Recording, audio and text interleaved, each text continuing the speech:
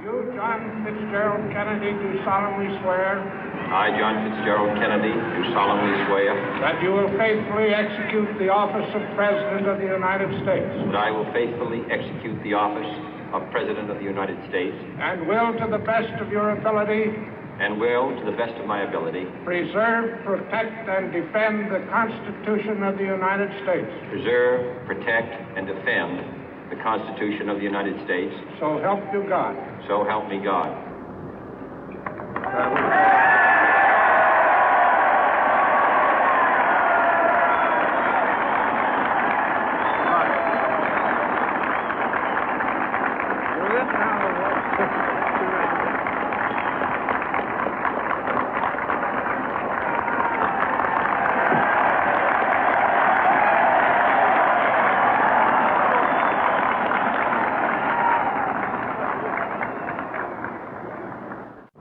Vice President Johnson, Mr. Speaker, Mr. Chief Justice, President Eisenhower, Vice President Nixon, President Truman, Reverend clergy, fellow citizens. We observe today not a victory of party, but a celebration of freedom, symbolizing an end as well as a beginning, signifying renewal as well as change. For I have sworn before you and Almighty God the same solemn oath our forebears prescribed nearly a century and 3/4 ago.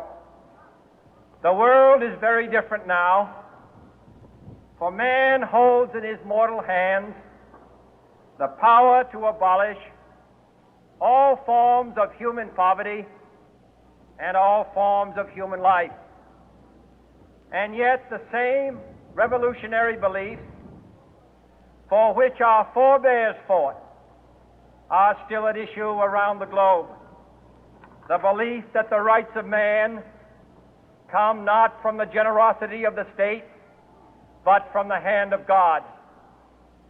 We dare not forget today that we are the heirs of that first revolution.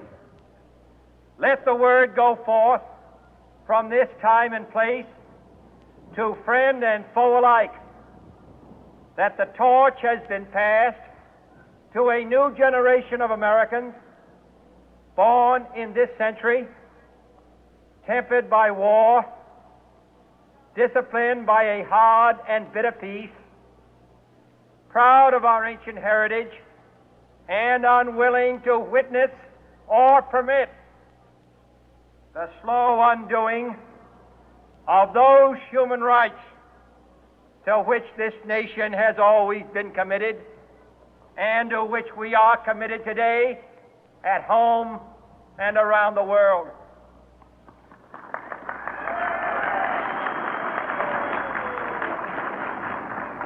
Let every nation know, whether it wishes us well or ill, that we shall pay any price, bear any burden, meet any hardship, support any friend, oppose any foe to assure the survival and the success of liberty.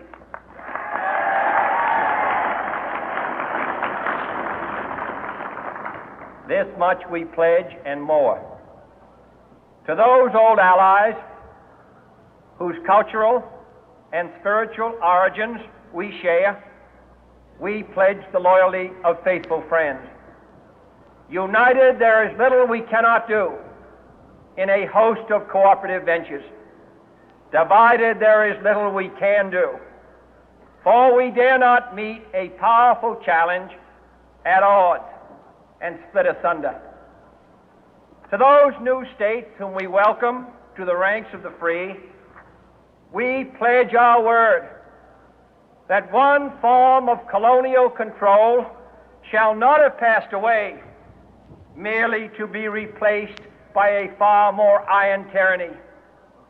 We shall not always expect to find them supporting our view, but we shall always hope to find them strongly supporting their own freedom, and to remember that in the past, those who foolishly sought power by riding the back of the tiger ended up inside.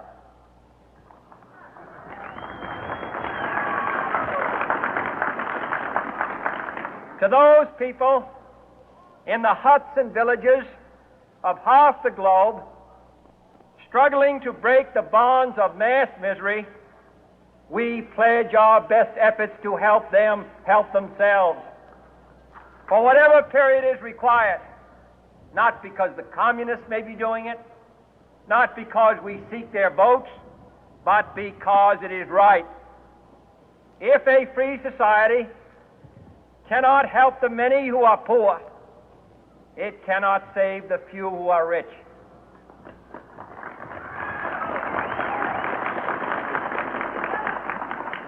To our sister republics south of our border, we offer a special pledge to convert our good words into good deeds, in a new alliance for progress, to assist free men and free governments in casting off the chains of poverty.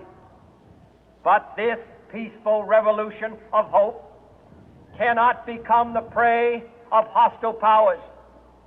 Let all our neighbors know that we shall join with them to oppose aggression or subversion anywhere in the Americas. And let every other power know that this hemisphere intends to remain the master of its own house.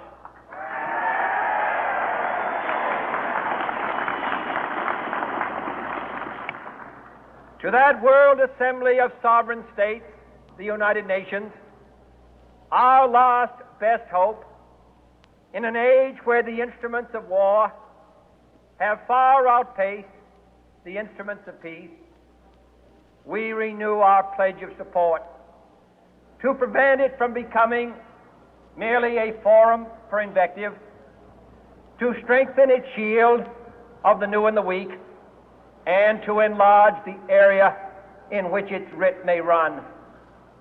Finally, to those nations who would make themselves our adversary, we offer not a pledge, but a request that both sides begin anew the quest for peace. Before the dark powers of destruction, unleashed by science, engulf all humanity in planned or accidental self-destruction, we dare not tempt them with weakness, for only when our arms are sufficient beyond doubt can we be certain beyond doubt that they will never be employed. But neither can two great and powerful groups of nations take comfort from our present course, both sides overburdened by the cost of modern weapons, both rightly alarmed by the steady spread of the deadly atom, yet both racing to alter that uncertain balance of terror that stays the hand of mankind's final war. So let us begin anew, remembering on both sides that civility is not a sign of weakness, and sincerity is always subject to proof. Let us never negotiate out of fear, but let us never fear to negotiate.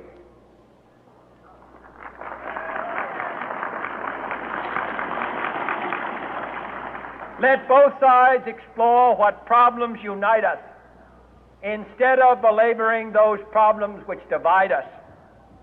Let both sides, for the first time, formulate serious and precise proposals for the inspection and control of arms, and bring the absolute power to destroy other nations under the absolute control of all nations.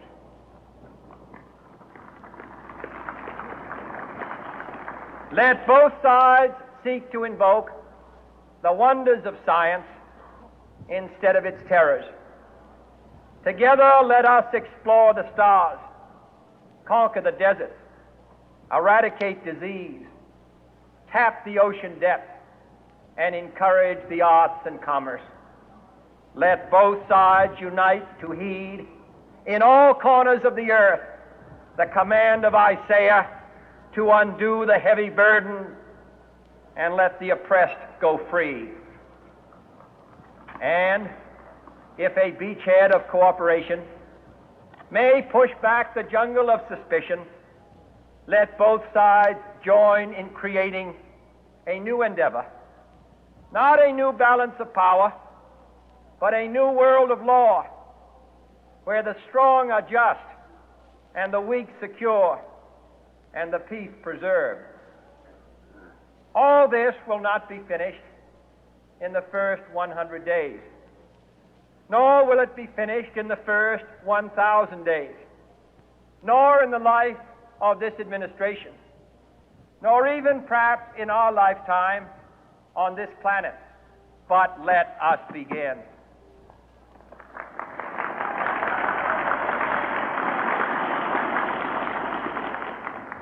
In your hands, my fellow citizens, more than mine, will rest the final success or failure of our course. Since this country was founded, each generation of Americans has been summoned to give testimony to its national loyalty. The graves of young Americans who answered the call to service surround the globe. Now the trumpet summons us again, not as a call to bear arms, though arms we need, not as a call to battle, though in battle we are, but a call to bear the burden of a long twilight struggle, year in and year out, rejoicing in hope, patient in tribulation, a struggle against the common enemies of man, tyranny, poverty, disease, and war itself. Can we forge against these enemies a grand and global alliance, north and south, east and west, that can assure a more fruitful life for all mankind? Will you join in that historic effort?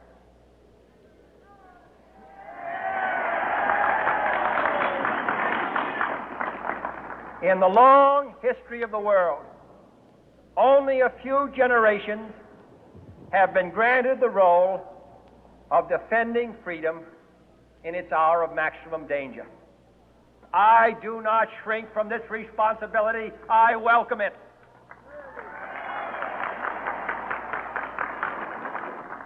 I do not believe that any of us would exchange places with any other people or any other generation. The energy, the faith, the devotion,